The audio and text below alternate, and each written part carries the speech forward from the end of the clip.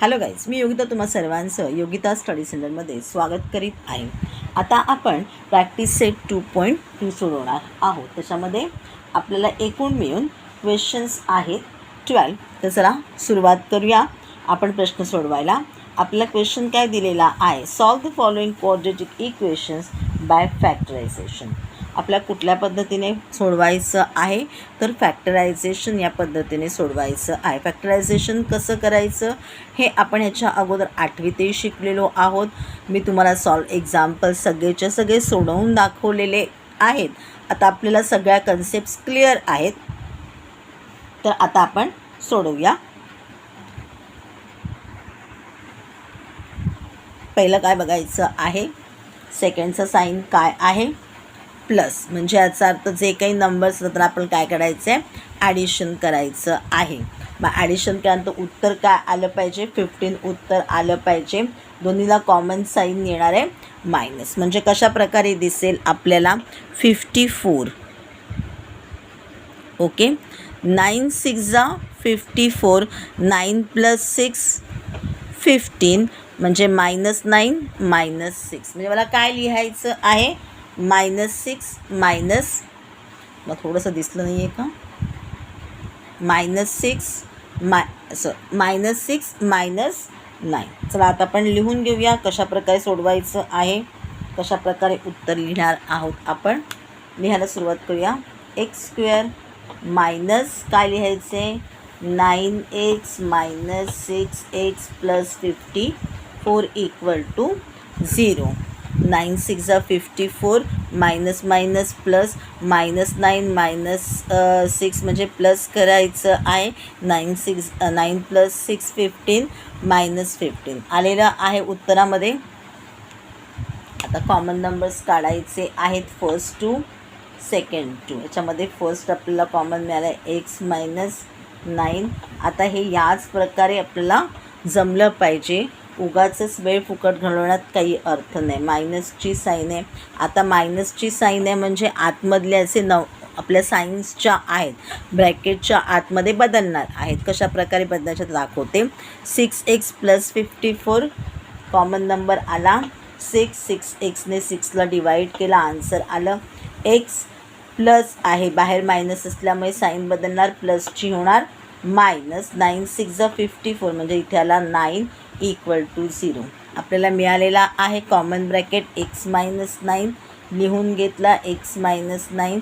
दुसऱ्यामध्ये common numbers जे आहेत ते ब्रॅकेट्समध्ये लिहून घेतले, x - 6 = 0. मग काय झालं, x - 9 = 0 और x - 6 = 0. Therefore x = 9 और x = 6. कारण -9 आहे तो +9 होईल, -6 आहे तो +6 होईल. आता शेवटचं वाक्य लिहून घ्यायचं आहे. Therefore 9 and 6 are the roots of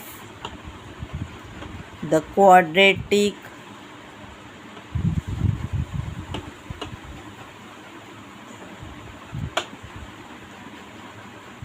equation. 2 mark आपले. सेकंड क्वेश्चन पाहणार आहोत आपण.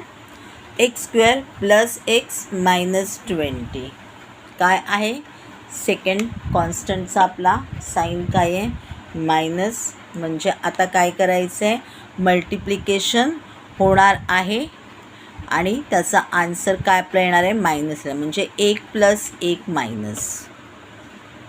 ओके, आता >1ची साईन म्हणजे इथे साईन काय दिसते, प्लस आहे, म्हणजे प्लस >1ला येणार आहे आणि मायनस आपल्या <1ला येणार आहे. काय करायचं आहे, मायनस करायचं आहे. तर मायनसची साईन आहे म्हणजे काय होणार आहे, मायनस होणार आहे. आणि मल्टिप्लिकेशन झाल्यानंतर 1 + 1 मायनस म्हणजे आन्सर मायनस होणार आहे. आणि मधलं जे आपलं ॲक्शन आहे सबट्रॅक्शन किंवा ॲडिशनमध्ये ती आपली सबट्रॅक्शन होणार आहे. मग आता 20, मग मी म्हटलं 4 × 5 = 20. 20चं मी बायफर्केशन केलेलं आहे. 4 × 5 = 20, 4 5 20, ग्रेटर वनला साईन आहे प्लसची, स्मॉलर वनला मायनसची. -4 इंटू +5 -20, -4 +5 म्हणजे 5मधून 4 गेला 1 जायला. आलेलं आहे आन्सर माझं. आता लिहायला सुरुवात करूया. x² प्लस, आवश्यक नाही आहे तुम्ही इथे ते लिहिलंच पाहिजे, पण जर तुम्हाला जमत नसेल तर तुम्ही ते बाजूला लिहून घेऊ शकता आणि मग आन्सर सोडवू शकता. रफमध्ये करा, चांगलीच गोष्ट आहे. समोरासमोर इथे पेन्सिलने करून घ्या आणि मग आन्सर लिहा तरीसुद्धा चालणार आहे. आपल्याला इथे ते कदाचित उत्तरामध्ये प्रॉब्लेम करेल म्हणून आपण लिहून घेऊया. काय लिहायचं होतं? 4x काय येणार आहे? मायनस येणार आहे. 1 + 1 मायनस आहे म्हणून ओके. मी असं का लिहिते याचं तुम्हाला मी कारण सांगते. -4x + 5x -20 = 0. कॉमन काढायचे आहे. कॉमन काढून घेऊया. पेन्सिलनी लाईन मारून घ्या. x² - 4x, x येईल कॉमन, x - 4 प्लसची साईन. आता प्लसची साईन आहे म्हणजे आतमधल्या साईन ॲज इट इज राहणार आहे. जी साईन इथे आहे तीच आपल्या ब्रॅकेटमध्ये राहणार आहे आणि म्हणून तसं लिहून घ्यायचं आहे आपल्याला. बाहेर मायनस असलं, आतमधली आपण साईन बदलली नाही तर गोंधळ होऊ शकतो. म्हणून सहसा इथे आहे ना, मी प्लसचं साईन असणारच आन्सर घ्या म्हणजे तुम्हाला तो गोंधळ होणार नाही. आता 5x - 20मधून कॉमन आला 5, x - 4 = 20. 20 divided by 5, answer is 4. Common number, common bracket मिळालं x - 4. कॉमन नंबर्स दुसऱ्या ब्रॅकेटमध्ये लिहून घेतले. x + 5 = 0. x - 4 = 0 और x + 5 = 0. -4चा होईल +4 और +5चा होईल -5. इथे लिहूया answer. Therefore 4 and -5 are the roots of quadratic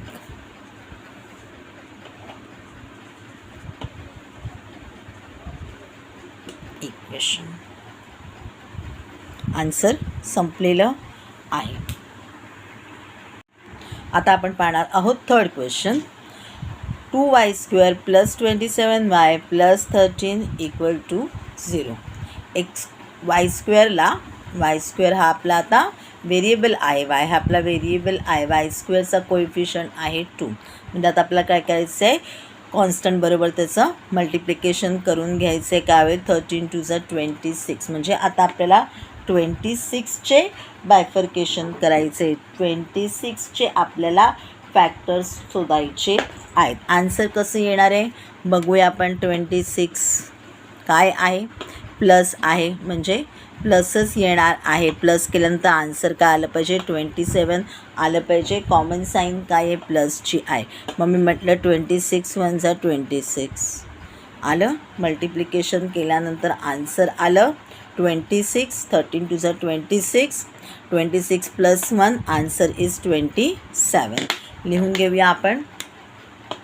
2y². आता इथे कोणती हे घ्यायची आहे? जर इथे +1 टाकलं, मी +1च टाकून घेते. +26y + 13 = 0. कॉमन काय येईल? आता लिहायलाच सुरुवात करूया. मी आता अशीच लिहायला सुरुवात करते. बघूया तुम्हाला जमते का. +1 का? 2y² डिवाइड बाय y केला, आन्सर 2y आलेला आहे कारण फक्त yच गेलेला आहे. इथे y होतं, y1 = y, y1 = y म्हणजे आन्सर आलं 1. प्लसची साईन ॲज इट इज लिहून घेतलेली आहे. 26y + 13मध्ये कॉमन मिळाला 13. 26y divided by 13 answer is 2y + 13 × 1 = 13 म्हणजे आन्सर आलं 1. मग आता कॉमन ब्रॅकेट लिहून घेतलं. मग काढलेले कॉमन नंबर्स ब्रॅकेटमध्ये लिहून घेतले इक्वल टू 0. म्हणजेच काय होईल 2y + 1 = 0 और y + 13 = 0. मग y -1 होईल आणि मल्टिप्लिकेशनमध्ये तो डिवाइडमध्ये होईल और y +13चा होईल -13. आपला आन्सर तयार झालेलं आहे. काय आहे? देअरफॉर -1/2 और अँड इथे ऑर लिहिता पण ऑर लिहिला and -13 are the roots of quadratic equation. तुम्हाला हवं तर म्हणा ऑफ द क्वाड्रॅटिक इक्वेशन, नुसतं म्हणा quadratic equation both are same. A quadratic equation म्हणा सेम, दिस क्वाड्रॅटिक इक्वेशन म्हणा सेम. ओके, काही वाक्य लिहा, एक वाक्यरचना करून ठेवा आणि मग ती फिक्स करा डोक्यामध्ये. प्रत्येक ठिकाणी तेच उत्तर लिहा, आपल्याला परीक्षेमध्ये सोपं पडेल. प्रत्येकाला वेगवेगळं लिहू नका, मग तुमचा गोंधळ होईल. नक्की रे काय लिहायचं आहे, काय सांगितलं होतं टीचरांनी, असा प्रश्न पडायला नको. एकच वाक्य सतत लिहा, ते फिक्स होईल. म्हणजे मग परीक्षेमध्ये गोंधळ होणार नाही.